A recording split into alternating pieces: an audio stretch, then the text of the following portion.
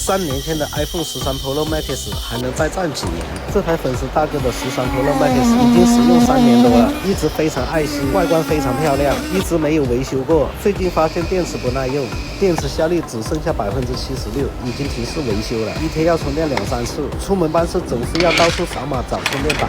很不方便。粉丝兄弟通过抖音找到了我，并且强调换完电池后，手机系统不能有更换过的提示。今天我们给这台 iPhone 13 Pro Max 更换一个电池。更换电池的方案，我们给出的是一块4850毫安的高容量电芯，这样放好以后，电池健康度可以正常显示，系统不会有更换过电池的提示。接下来我们看一下整个维修过程。如果你也想更换电池，可以直接点击视频左下角的团购链接，查看苹果全系列移植电芯的价格，购买以后即可到店更换。我们提供的是高标准、精细化的维修，包括手机内部的清洁和防水性的丰富，全程监控录制视频，面对面的维修，提供质保。下面是这台 iPhone 13 Pro Max 的精细化维修过程，苹果用户点个关注，慢慢欣赏。